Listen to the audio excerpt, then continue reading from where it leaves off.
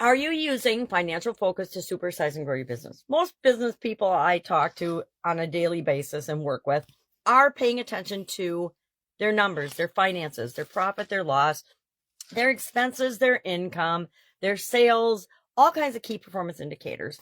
But are you reviewing and actually making decisions based on those numbers, or are you just collecting them? I know in the past I have been guilty of just collecting the information and not actually using it for decision making. We're going to talk about that this month as we focus on the financial area and aspect of our businesses and our life. For Supersize Your Business, we'll focus on the business finances.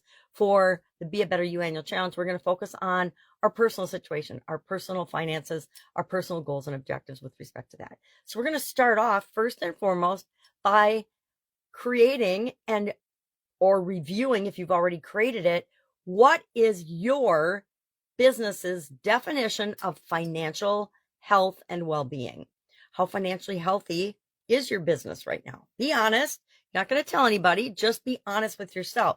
If you're struggling with your expenses, or if you're struggling with generating income and leads, be honest with yourself, because the only way we can fix that is if we pay attention to it, right? If we actually observe and are honest with ourselves and we notice it and we say, oh, I could really use 10% more sales, or I could really use 100% more sales, or I could really cut down on these unnecessary expenses because they're just eating into our profitability. So today we are going to define and use some bullet points or key performance indicators, whatever works for you, to say, this is what financial health and well-being looks like for my business. And over the course of this month, we're going to focus on finances and financial health and well-being, because nobody wants to be unhealthy financially in their business or in their life. We're going to focus on that every single day this month with different topics. But we have to start out by deciding, okay, well, what does it mean to us? Is it a certain level of security or amount of dollars in your business checking account or in your business savings account? I always had a ceiling that I had to have at least $20,000 in my checking account at all times. I would never, ever go below that. To me, $20,000 was zero. Why? Because that was my personal safety net for if something were to happen and come up in my business. And I do that with each and every one of my businesses today still. If something were to come up, 20K will pretty much cover it, or at least get me the down payment on whatever it is while I find the way to cover it in another way.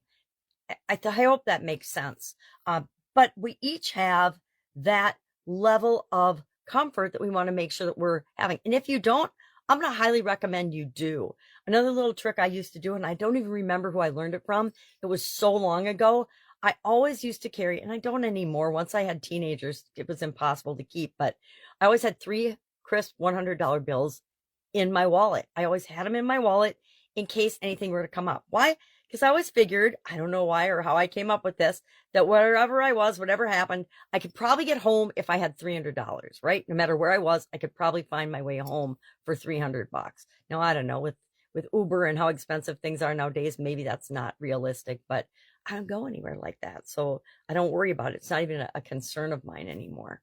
But like I said, once I had teenagers, that money was always in and out, in and out, in and out. It's kind of funny. All right, so what are we doing today? We are defining financial health and well-being for our company. Is it a certain level of gross sales? Is it a certain level of profitability? I always like to look at profit after everything. Taxes, interest, everything. I don't care about all those middle numbers unless there's a situation or a problem and we're not meeting our bottom line number. Then I'm going to go back and I'm going to look at it. But this is the amount of profitability I want to have.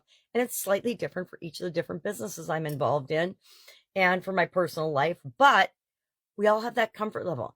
Then probably during this month, we're going to try to stretch that comfort level and increase that. Why? Because we always want to be supersizing and growing our business. And to supersize and grow our business, first we have to supersize and grow our thinking and our belief.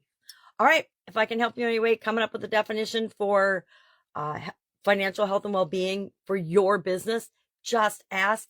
Otherwise, have an awesome day, and I'll, of course, be with you tomorrow.